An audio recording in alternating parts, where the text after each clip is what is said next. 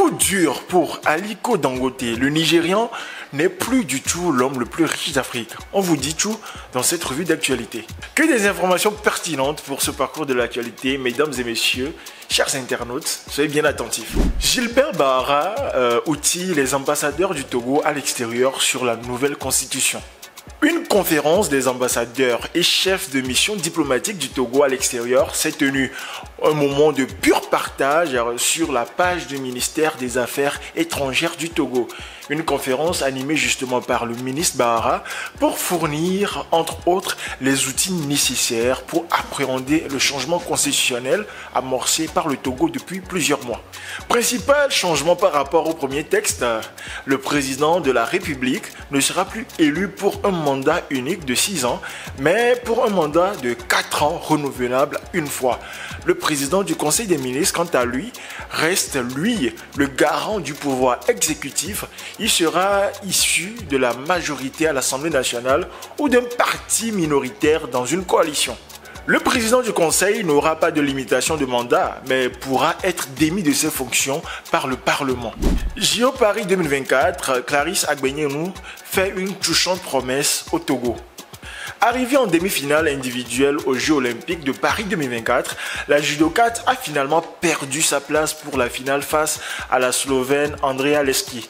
Au micro de RFI, l'athlète d'origine togolaise s'est confiée sur son pays d'origine avant de monter sur le tatami.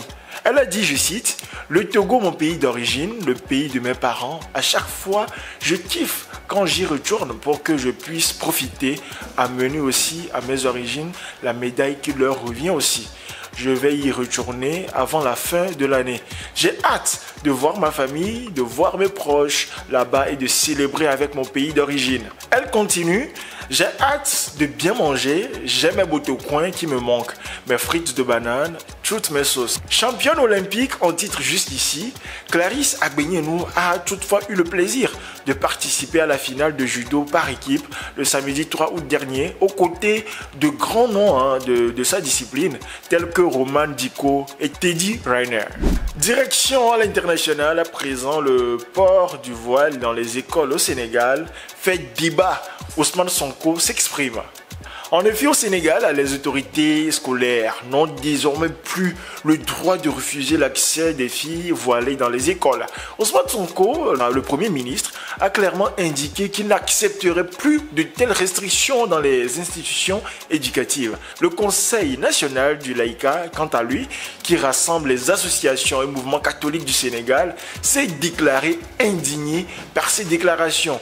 Le Conseil qualifie également les déclarations du Premier ministre de maladroite et de verdict sans appel contre les établissements scolaires catholiques. Coup dur pour Aliko Dangote, le Nigérian perd sa place d'homme le plus riche d'Afrique. Des vagues dans le monde des affaires en Afrique. Un Sud-Africain a détrôné le favori de longue date, Aliko Dangote du Nigeria, à la place de l'homme le plus riche d'Afrique. Le milliardaire sud-africain Johan Rupert a décroché le titre de personne le plus riche d'Afrique.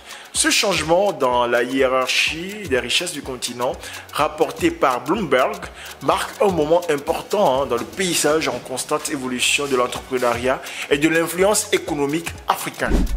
Du sport pour finir cette revue, Cercle Bruges, plus rien ne va pour le Togolais Kevin Denke.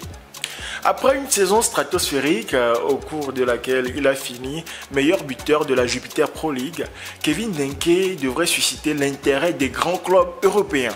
Sauf que malgré les rumeurs, aucune offre intéressante et officielle n'a été faite à son club. Dans cette situation, Denke peine à reprendre la saison. Lié au club belge jusqu'en 2026, le goléador togolais est en plein doute en ce début de saison. 4 rencontres officielles sans inscrire le moindre but et surtout un pénalty raté. Des performances qui prouvent qu'il n'a pas encore lancé sa saison.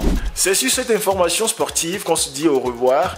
Vous pouvez toujours réagir en commentaire pour laisser vos avis sur les informations. Merci de vous abonner pour ne pas rater les prochaines informations et rester surtout fidèle à la meilleure, à votre média digital, Lomé Actu. Lomé Actu.